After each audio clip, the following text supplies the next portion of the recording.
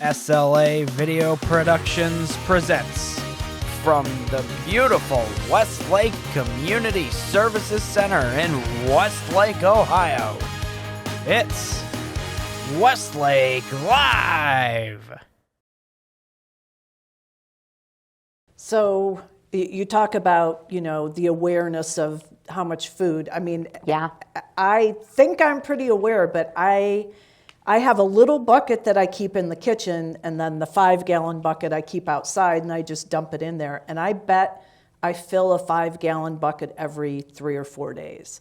Oh, Because, if you eat a lot of vegetables and something like a pineapple, or in the summer when you have watermelon and cantaloupes. Totally. I just broke down a cauliflower last night to roast, and I had a lot of bits. I had that big stalk. I had all the leaves from the outside.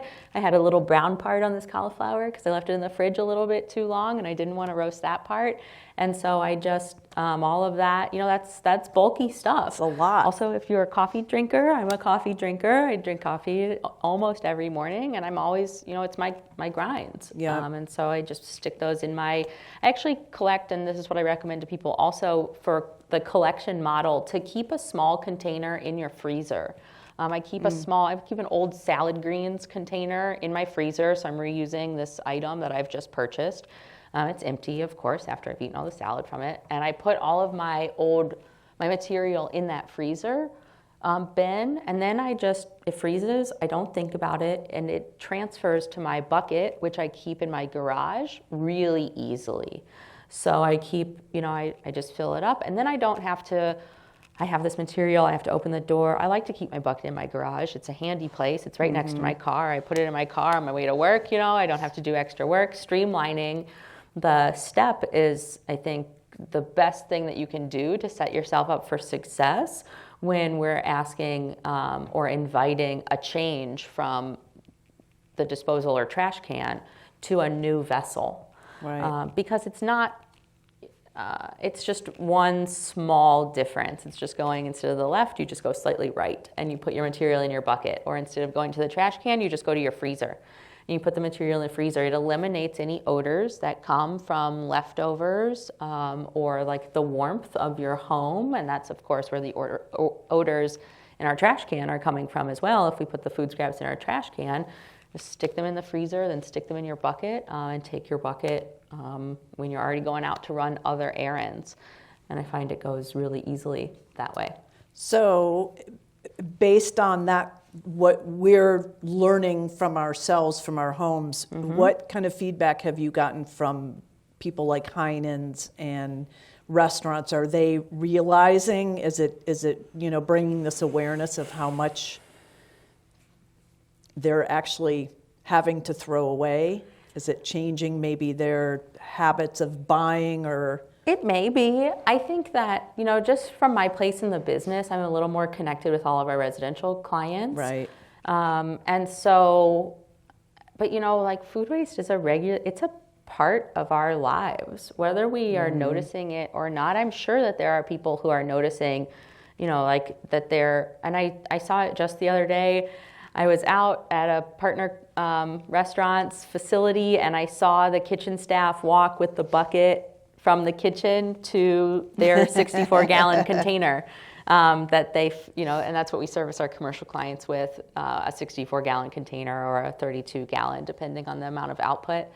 And I was like, there goes the bucket. And so I'm sure that, collecting those food scraps and dumping it in a different container is having an impact. But I haven't heard directly from commercial clients, just because I don't speak with them as much. Right. So obviously there's a million things that this does, but also what it does for your soil. Yeah. Like I said, my garden is, it's just, the soil is beautiful. And I had to move my garden after 15 years of working one spot. I had to move it, so I'm kind of starting over. And was that because you moved homes, or No, I just moved from the front yard to the side, and I'm using both. So I basically keep spreading and expanding. happens.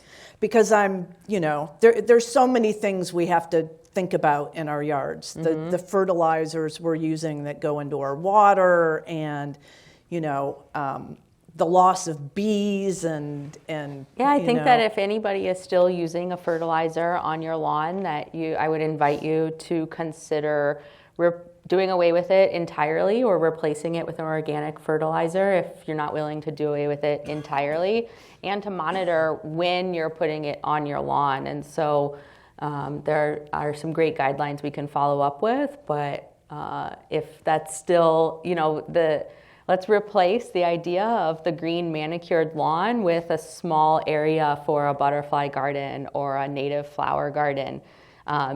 Compost itself, when applied to lawns, it can help build our topsoil to prevent more erosion.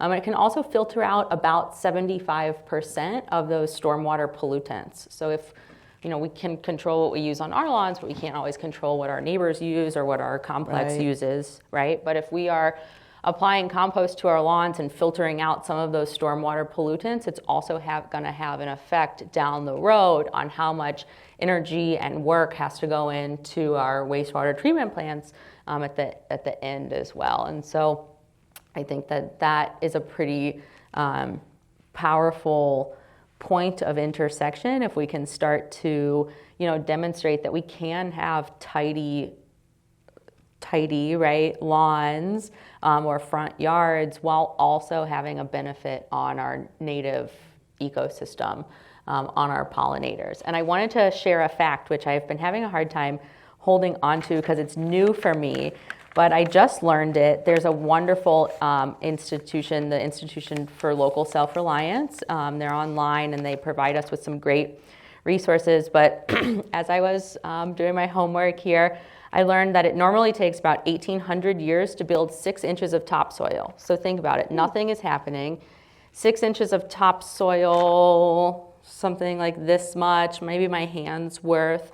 And this is like the stuff that our baby roots grow in. But if we can apply with compost, when we're applying it, it only takes about 6 months.